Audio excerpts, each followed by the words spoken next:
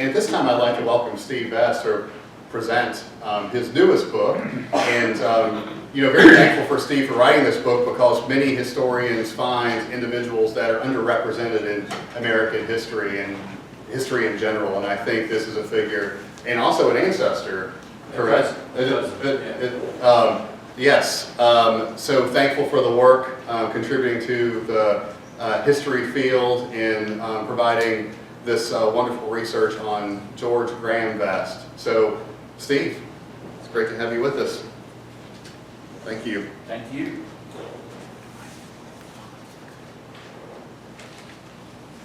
Appreciate y'all coming out. We're gonna start off. We're gonna do some hot yoga. So everybody assume whatever position you want to. But yeah, I was going to talk just briefly about just a little bit about Kentucky Monthly first. They mentioned Kentucky Monthly, and I've been doing that for 27 years. So I've been to Maysville a lot of times, and I do have some distant family that's from here. And Bracken County, which is the next county over, is where a lot of my people come from. And but I was a newspaper writer before we started Kentucky Monthly, and traveled around. And then in '89, I took a job in Frankfurt, and the office was right up the street from this house called the Vest House, which is at the corner of Wapping and Washington Streets. It's across from the Paul Sawyer Library. And so, I was like, well, hey, there's a Vest House. And I just started looking to see how I might be related to this guy. And this was, my son was just born, so it had been 34 years ago. I started the project, and what I was really doing was just trying to find a connection between me and this guy who had a historical marker in a house. And I didn't know much about him. And pretty quickly I learned the part about dog is man's best friend. And, and I did some other research, a lot of stuff I did in Frankfurt. And, then we had another kid, and my wife said, put that silly stuff away. I took the box of research I'd done, and I packed it off. And then a few years later, got it back out. And they just told me to put it away again. And so finally, our fourth child, when she graduated from college, she said, now you can get that stuff out and finish it. So I pulled it all back out. And I was a lot closer to being done than I thought I was.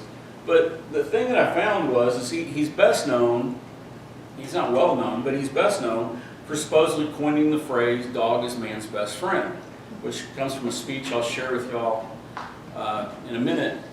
But it was the closing argument in a trial where one neighbor had shot and killed the other neighbor's dog.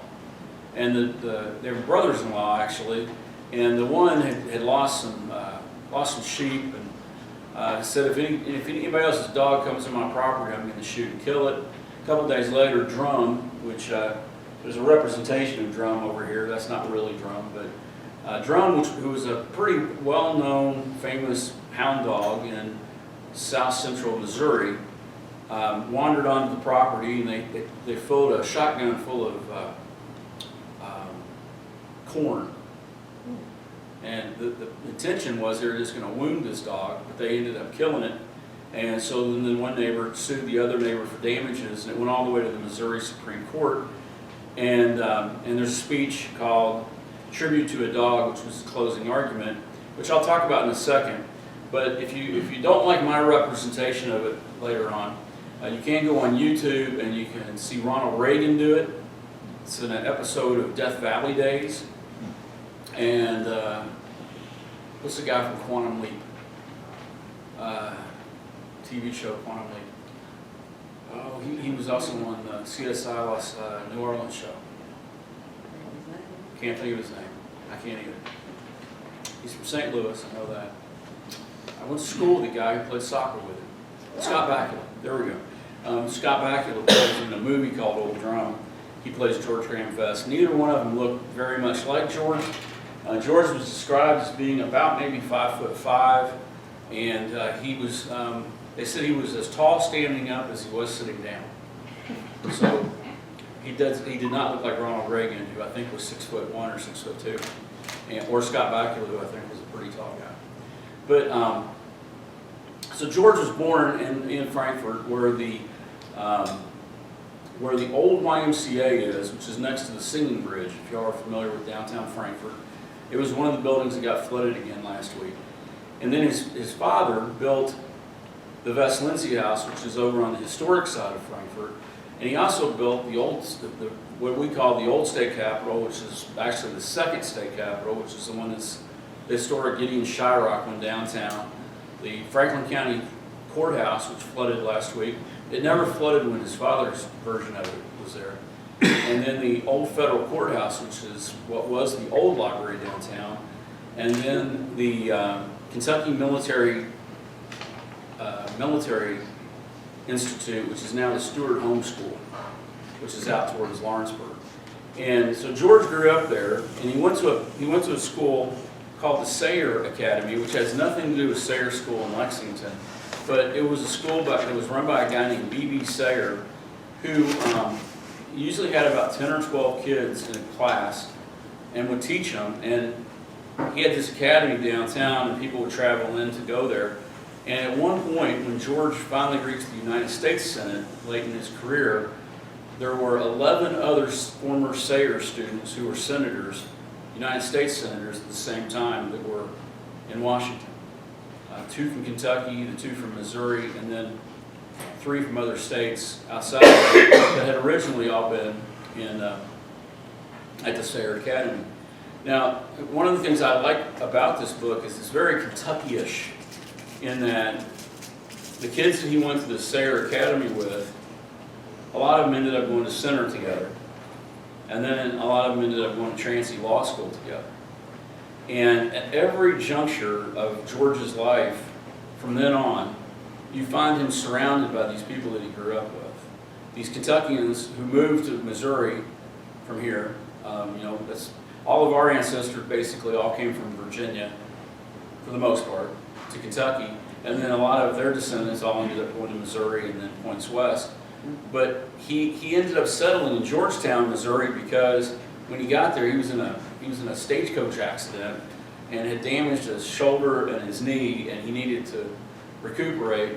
And then he realized that everybody that lived in Georgetown, Missouri was originally from Georgetown, Kentucky, and he knew half of them. So he stayed there. Well, in the dog case, which I'm going to talk about again, there were 4 attorneys and then him, and all 4 of the guys were either Center or Trancey graduates who had moved to Missouri. And he was considered to be a outstanding orator. And this is back in days before television and all that kind of stuff. So he studied books and he knew the classics. He had most of them memorized. He had all 4 Gospels memorized, and most of the Old and New Testament. He could just quote it off the top of his head. And so when they get into this trial, he had nothing to do with the dog trial at all. But when they get to the Supreme Court and they've gone through like 2 days of testimony about the shooting of this dog, the people that are representing the dog feel like, oh, I think we're going to lose this case. We need a really strong closing argument. And one of them says, well, George is out in the hallway. And if anybody knows something about anything, it's him. So one of the attorneys goes out and they said, hey, we need a short closing argument about the importance of dogs. And he goes, dogs? Yeah, I could do that. And so they said, well, we'll give you $10. Well, in 1870, $10 was quite a bit of money for the time. And so he says, well, yeah, I can do that. So he came in and supposedly, this is just off the top of his head, he gives this speech. And my daughter will say, and if you listen, you might pick up on some of it too, she says that she thinks Lord Tennyson created the phrase, dog is a man's best friend. But my last name is not Tennyson, so I don't care. And I've told her she can change her name to Tennyson if she wants. But this is his speech that supposedly was just off the cuff and what he had to say. The best friend a man has in this world may turn against him and become his enemy. His son or his daughter that he has reared with loving care may prove ungrateful. The money he has he may lose. It flies away from him, perhaps when he needs it most. A man's reputation may be sacrificed in a moment of ill-considered action. The people who are prone to fall to their knees to do us honor with successes with us maybe the first to throw a stone of malice when failure settles its cloud upon our heads. The one absolutely unselfish friend that a man can have in this selfish world, the one that never deserts him, the one that never proves ungrateful or treacherous, is his dog. A man's dog stands with him in prosperity and in poverty, in health and in sickness. He will sleep on the cold ground where the wintry winds blow and the snow dries fiercely if only he can be by his master's side. He will kiss the hand that has no food to offer. He will lick the sores and wounds that come with encounters with the roughness of the world. He guards the sleep of his pauper master as if he were a prince. When all other friends desert, he remains. When riches take wings and reputations fall to pieces, he is as constant in his love as the sun is in his journey through the heavens. If misfortune draws the master forth an outcast in the world, friendless and homeless, the faithful dog asks no higher privilege than that to accompany him and guarding him against danger to fight against his enemies. And when the last scene comes, and death takes his master in its embrace, and his body is laid away in the cold ground, no matter if all other friends pursue their way, there by the graveside will be the noble dog, his head between his paws, his eyes sad but open in alert watchfulness, faithful and true, even in death. And they won the case. And they got the money, and everybody was happy. But that was what I knew about him. I knew that one story, and I went and I researched it and found a lot of things that are in the book that I didn't know. But the things that I found really interesting were these connections that he had, and some of the other things that he did. He's one of only a few people that served in the Confederate government. He was a representative and then a senator in the Confederacy during the war. But then only 3 people after the war eventually joined the United States Senate, which he did in 1876, and stayed in the Senate until he retired in 1903. His biggest accomplishment in the Senate is he's the guy that created Yellowstone Park.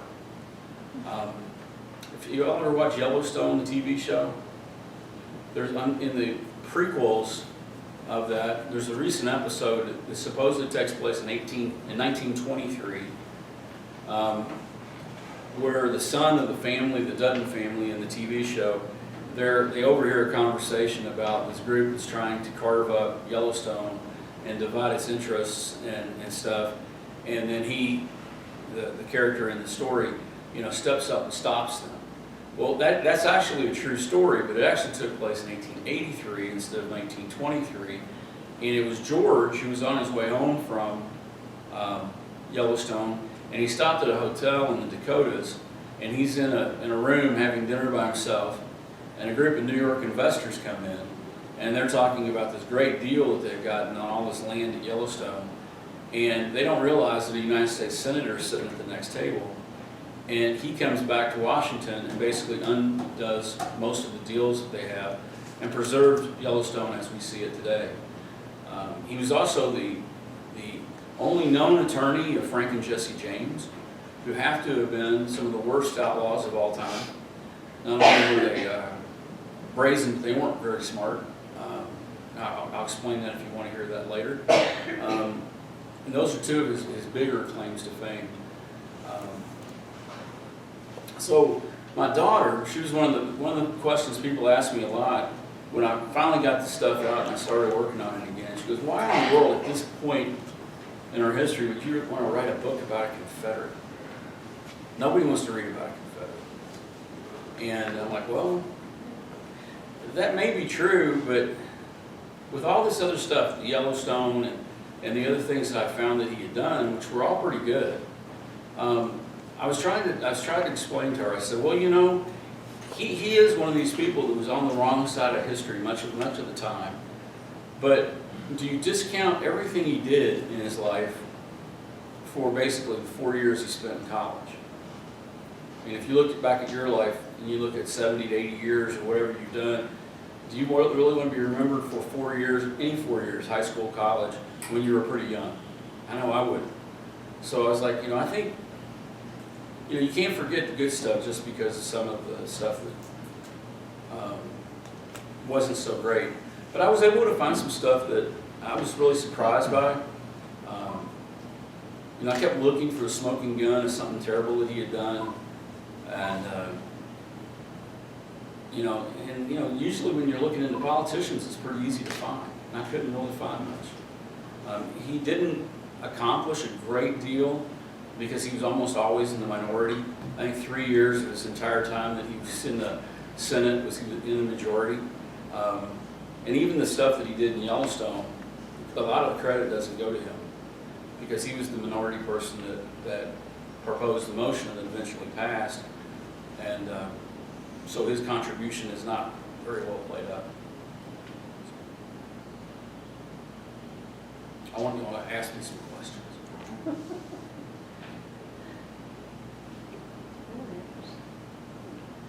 But to the dog part of it, Yep. I mean, I am a total dog person. Mm-hmm. I even keep in touch with the mayor of Rabbit Hatch, Kentucky, who Yeah. happens to be a dog. Or I guess a former mayor, Brand was. No, I think they're in their fifth. I think they're in their fifth dog. About November, last November, Brand retired, I thought. Maybe not, but anyway, I keep in touch with the, Yeah. through emails with the dog and stuff. Yeah, the Rabbit first Hatch. dog. I lived there when the first dog was elected mayor.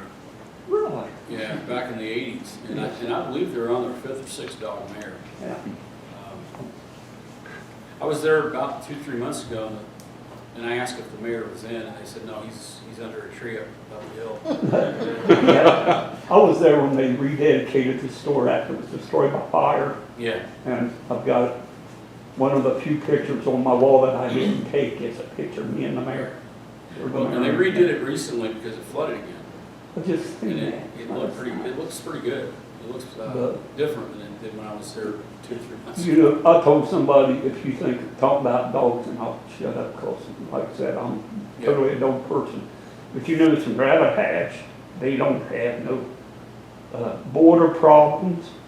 They don't have no, all the problems they got in Washington D.C., they don't have in Rabbit Hatch. No, they don't. They don't. So, I heard they were going to put a tariff on parts of Indiana, though. right. And they're going to change the river to, instead of Ohio, it's going to be the river at Rabbit Hatch. There used to be a ferry there. There was. There- And the ferry, well, there is still a There ferry is there, now. but it's not in downtown anymore. No. It's about a mile north Oh, of what yeah. is downtown. So you cross over the Rising Sun. Right. You used to come right out of the store Yeah. and go directly across, but Yeah. you have to go up about a mile. Yeah. They built a new ramp, and there is still a ferry from Rabbit Hatch to Rising Sun. So, yeah. Now, do you think, did he defend Quantrell or any of that? No, he did not, and it's funny, okay, so him in the Civil War is kind of a funny story.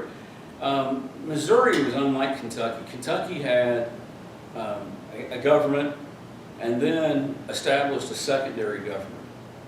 We had the elected government in Frankfort, and then we had a separate Confederate government that did meet briefly in Bowling Green. In Missouri, it was different. Missouri was not really necessarily it was a border state, but it wasn't a neutral state. It was an occupied state.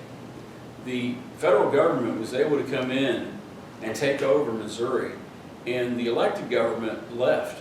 They fled south into Arkansas, where they met some, and he was an elected legislator at the time. So he's basically on the run from the federal government, and the reason that Missouri never seceded was that they were never there to secede. They were gone. All the politicians had left. But he was assigned to be an adjutant general for a military unit under a guy named Sterling Price, and did participate in one battle in the Civil War, Battle of the Hay Bales. And he said, well, I'll never do that again. I need to get out of this and everything. Well, the government's on the run, and so the military unit decided to elect a member to go serve in the legislature of the Confederacy. And George, as I said, was about 5'5", and probably weighed a little bit too much, wasn't very impressive physically. And there was another soldier who was like 6'4", 200-something muscular pounds, real handsome guy. And the two of them ran against each other to be who would be the legislator. And George's speech basically was, this guy, look, if you're fighting against a bunch of guys, who do you want next to you? Me or this guy? He's a much more impressive soldier, and he'll do you a lot more good than I will. So you should send me off to be a politician, because anybody can be a politician, basically. And so they did. And so they sent him to Montgomery, Alabama, and he became a legislator. And he served in that body for almost 3 years. And then he was elected to the Senate, and he was part of Jefferson Davis's cabinet, which is interesting because everybody in Jefferson Davis's cabinet were Transylvania grads, including Jefferson Davis. He'd gone to Transy, Breckinridge had gone to Transy, Crittenden had gone to Transy, and these are all people he'd known since his childhood, so when he gets there, he's again surrounded by people from his childhood again. So, they say that most of our opinions and attitudes are based on things we learn as kids. Well, he never escaped that. He was surrounded by those people, so that's part of the reason that maybe he wasn't as progressive as he might have been if he were surrounded by some other people. But that's how he ended up in the Civil War. And when Quantrell, a lot of the guys that were in the James gang had been Quantrell's raiders, the Jameses and the Youngers. And Cole Younger and Jesse James, before he went to the Senate, approached George and asked him to be their attorney. And he met with them over breakfast one morning. And it was the morning of their last successful crime. They were going to rob a freight train in southwestern Missouri. And he said, I will represent you. I want half of whatever your take is. And I will represent you in anything you do as long as you keep your crimes focused on railroads and banks, and you don't go outside of the state of Missouri.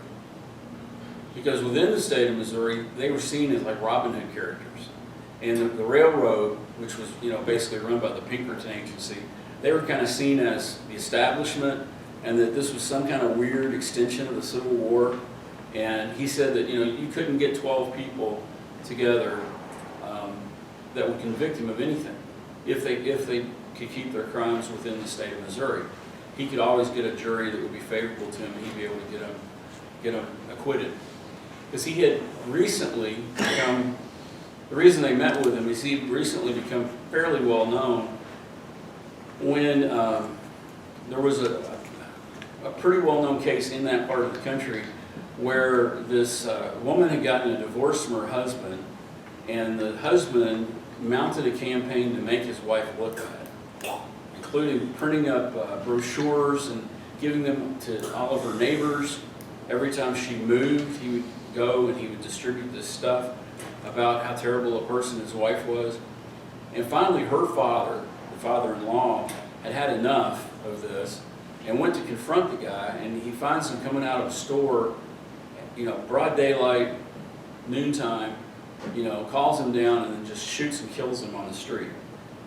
Everybody, 200 people saw this cold-blooded murder, but George was able to go in and talk about how the guy needed killing, and got the guy acquitted. Got the murderer, the shooter, acquitted of the crime. So he was, thought of as a pretty good attorney. So that's when Jesse James and Cole Younger go to meet with him, and he makes the deal that he'll represent him. Well, they do the train robbery that night. They get away with it, and they get like $8,000, which was a lot of money. And but they had decided that what they really wanted to do was they were going to take that $8,000, and that was going to bankroll a big heist. They had decided they were going to go to Minnesota. There was a lot more money in Minnesota. They weren't known in Minnesota, and they had heard that Burnside, General Burnside, that he had money in a bank in southern Minnesota, and they could go up there and steal his money and that would bankroll them enough that they could all go legitimate. And so I don't know if you've ever seen the movie The Long Riders, but so they get on a train, they go to St. Paul, Minneapolis, St. Paul, and they spend like 2 weeks drinking and gambling, spending about half of their money doing that. And then they went out and they bought really nice horses, and they went out and bought really nice clothes and really nice jewelry, and then decided they're going to somehow commit an incognito bank robbery. And they're dandied up, and they're all dressed up. And they picked this town called Northfield, Minnesota. And the plan is that they're going to spread out, they're going to all arrive in this town around the same time, but they're going to come from different directions. That way people won't know that they're together. But they're all wearing matching clothes. So not real smart. And so they do this, and they scatter out, and they go all around. But the thing that they didn't realize is that this was the first day after a long holiday weekend. Happened to be the first day of the hunting season in Minnesota. And it was the same day that the town was hosting a Wild West show that was coming to town. So there had been, in the newspaper or whatever, there had been announcements that they were having this Wild West show, and that, people should be on the lookout that there might be some kind of special event highlighting this Wild West show during the day. So everybody came to town. And they're all expecting something. And here comes these 8 guys riding in from different parts of town. And when they first start shooting off their guns and yelling, get off the streets and all that, they think it's a fake Wild West robbery. So they're cheering them on and yelling and screaming, and they're participating. But the other side, the other thing that they didn't know was when they picked Northfield, Minnesota, it had this reputation. There was a bunch of gentlemen farmers. These guys, they would not stand up to them. They could ride in, they could steal all this money. There was not going to be any problem. But what the Jameses didn't know was that Northfield, Minnesota was inhabited by like 90% of the male population of this town had all come from a place called St. Albans, Vermont. And St. Albans, Vermont was the site of the most northern raid during the Civil War. I'm trying to think of his name. It's off the top of my tongue. But a Kentuckian, Bennett. Major Bennett was part of John Hunt Morgan's raiders that had been captured up in Ohio, and they were sent to a prison up in northern Ohio. And Bennett and some of his officers all escaped, and they went into Canada. And they came up with a plan that they're going to come into St. Albans, Vermont, because they've heard it's a town with a lot of money, and they're going to rob the bank there and rob some other businesses and stuff, because there's easy access back into Canada. They won't get chased, but their whole goal is that we're going to distract the northern government away from the southern border. They're going to have to turn their attention towards stuff like this, and that's going to somehow help the cause of the Civil War. And so basically they did exactly what the James gang did. Was they picked a point where they're going to come into town, they're going to mingle around, act like they're supposed to be there, not look like a gang, and then eventually they're going to attack and rob this thing, and then make a quick escape. Well, the minute they come across the bridge, the James gang comes across the bridge into Northfield, these older guys who are just maybe in their late 40s, early 50s at this point, see them, and they say, wow, this looks a lot like the St. Albans raid. So they're onto them right away. So by the time they get to the bank, there are men stationed on every rooftop, at every window, and as they try to make their escape, they unleash on these guys. They kill most of the gang except for Cole Younger and his brothers, Frank and Jesse. Frank and Jesse are the only two that escape. The other ones end up spending 25 years in prison in Minnesota, and the other ones are dead on the street. And that's really kind of the last hurrah of the Wild West, or at least as we know it. And not too long after that, Jesse was killed by his cousins, and Frank surrendered his guns and did stand trial. And Vest's law partner, a guy named Phillips, who was from Kentucky, represented him and did get him acquitted from the crimes that he committed in Missouri. and he was never able to get him extradited to go back to Minnesota, where he probably would have been convicted for more. Oh, Yeah. That's in the book too. yeah, we, a lot of people from here went to Missouri Yeah. and fought. I was reading one of my ancestors' obituary that said that he died in Missouri, and he was believed to have been a marauder. Well, most of them were. Yeah. Yeah. And so anyway, my sister and I and brother just inherited a farm in southwest Missouri. Yeah. Yeah. Yep. It's bleak down there, I'll tell you. Yeah. Yeah. Well, and you know, when the federal government came in, basically they were going to arrest the legislature. The legislature and what military they did have they fled to Arkansas. So what you're left with in the state of Missouri is citizens. So they were all marauders. There were no established units of Missourians. I mean, you know, you just had, you know, bands of people. If they chose to fight, they fought. But yeah, there was no, like in Kentucky, there was, you know, there was the Orphan Brigade and different organized groups. In Missouri, there were no organized groups for the most part. And what they did have, they were out of state.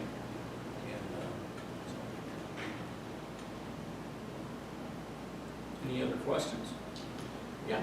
What happened to George in his later years? Well, Did he get back to Kentucky and this type of thing? No, he was in, you know, he got elected to the United States Senate, and he served in the United States Senate from 1876 to 1903. So he spent a lot of his time in Washington. I don't have any, I do know that he communicated with people in Frankfurt about coming back for the bicentennial. He didn't make it. And I don't really have any records of him ever coming back to Kentucky. But, you know, he was mostly, you know, in the Senate, and he stayed in the Senate until 1903 when he retired. And then he went back to, he lived in a little town called Sweet Springs, which is outside of Kansas City. And it was one of those places kind of like French Lick, where people would go because it had, you know, spring water, and they thought that was healthy for them. And he lived there until he died. And the people that were there when he did die was his wife and his kids, and two of his friends from Kentucky, including a guy who had been a former enslaved person to the Vest family back in Frankfurt, who was still with him and still working for him in 1904.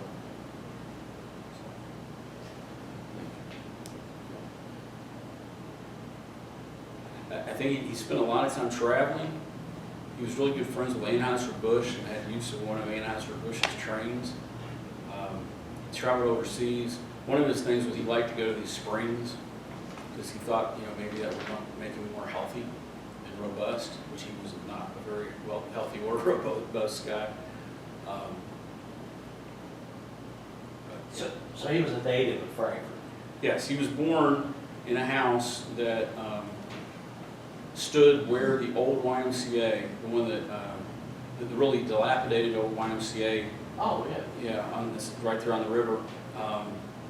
That they keep talking about tearing down, but before that, that's where a house got a guy named George Washington Graham. That was his grandfather. That was his house.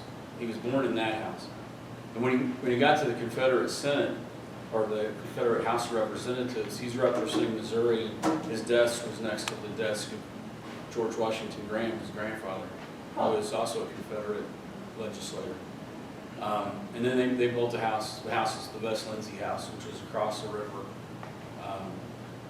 in the historic part of Frankfurt, away from South Frankfurt. And that's where he lived most of his childhood. Is it a private residence now, or the No, house? it's owned by the state. The state, okay. Yeah, it's the state properties group, the historic properties group. Their offices are in that house. Okay. And it's really funny. They gave us use of it when the book first came out. We had an open house there, Nice. and there's a painting of some random Virginia politician of some sort who has no connection to the house. That's hanging in the living room, and then some scenery photos and stuff. But Mrs. Lindsay, who is the Lindsay portion of it. She's the person who founded the library system and the local libraries in Frankfurt. There's no paintings of her or pictures of her or George Yeah. in the house. So, Interesting. you know, so if I sell enough of these, maybe I'll commission a painting and have it put in the house. Is that the big Greek revival house? No, it's a federal style brick house. It's right on the corner of Wapping and Washington. Okay. There's the Paul Sawyer Library, the West Lindsay House, the Todd House, which is that real Gothic looking thing, Oh, okay. and then the Frankfurt Women's Club are on those four corners. Did you find a connection where you are related to him? I did. He's my third cousin 4 generations back. Our common ancestor was John Daniel Vest, who was in Bedford County, Virginia. He was born in 1705, and his family and my family both go back to that same guy. All the Vests came from southwestern Virginia. Apparently, I don't know where they came from before that. John Daniel's father was a guy named Moses Vest, and he was in Virginia prior to that. So I'm not sure exactly where the Vest family originates. Some people say that it's actually German, and it was probably West, and it was pronounced Vest, and that became the spelling in America. But I don't know that for sure.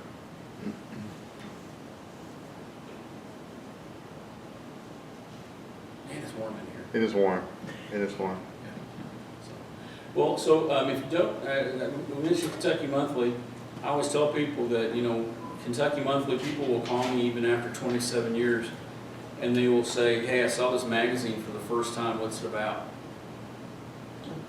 And, I know what they mean. Is it about history? Is it about education? Is it about politics? What specific things is it about? And I explain to them, well, it's about Kentucky and Kentuckians. And then they'll usually say, well, how often does it come out?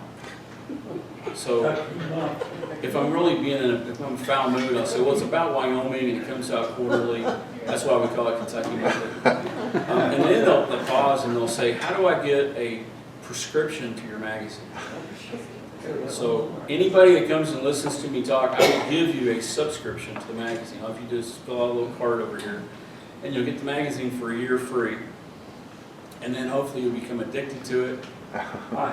And then a year from now, you'll refill your prescription and everything will be great. As soon as my prescription's up, There you go. it's going to be Were you printing Kentucky Ancestors with that for a while? No, we do Kentucky Explorer. Yeah. We've been doing Kentucky Explorer for 5 years now. Okay, but you do it in your magazine? It's in our magazine. Okay, Yeah. Are those original copies like on your part, or are they previous editions? They're new. When he retired, he ran a column in the very last issue saying, hey, I know a lot of y'all have just resubscribed, but I just can't do this anymore. I just don't have the energy to do it. His wife had just died. So I just went out, and I'm going to find a way to repay you your money. I just don't know how. I'm going to do it, but I will. And so I called him, and I said, ethically, yeah, you probably need to repay these people's money, but if you let me send them my magazine instead of your magazine, you can keep the money and go enjoy your retirement. He goes, is that legal? I probably have 400 or 500 back issues of Explorer, Yeah. and I'm up to finishing 4 of them. Yeah. Read 4 of them so far. Well, I had somebody call me last week, and I get this with both Kentucky Monthly and Kentucky Explorer, but this lady called, and she was from Florence, and she said, my kids want me to move into a adult community, and I've got all these boxes of Kentucky Explorer, and I can't throw them away. And if you want to come pick them up for me, you can have them. And you can go throw them away, but I can't do it. So we did. We went and picked them up. I got 4 big tubs. So did you throw them away? Or No, we're going to keep them. I was going to say if you wanted to get rid of them. Yeah, we have a whole library of them. But every once in a while somebody will have to come pick up their Kentucky Monthlies too. And I do. So. Now, were you editor when we had the great Simon Kenton Bridge controversy? Yeah. Okay. Yeah, I orchestrated a lot of that. Oh. Thank you. No, you're welcome. Yeah, I love those. Those are great. And I was watching the other day. Oh man, I was watching this TV show called I Thought of You, called The Gilded Age. And in the TV show The Gilded Age, it takes place in the 1880s while they're building the Brooklyn Bridge. And the storyline is that they're trying to find out what Mr. Roebling's up to, because nobody's seen him. You know, and this bridge is being built, but nobody's seen Mr. Roebling. Nobody knows, how he's building this bridge when they never see him on site. Well, I looked it up. He died in the 1860s. Yeah. So in the 1880s, they're not going to be seeing it. Yeah. But the Roebling Bridge at Covington was built in the 1860s. Right. And the Brooklyn Bridge was built in the 1880s, but he didn't have anything to do with Yeah. it. So, And had nothing to do with ours, except that yeah. it was the successors to the Roebling Bridge. Right. It's kind of like the Caton Tower in Louisville supposedly was built by Frank Lloyd Wright. Yeah.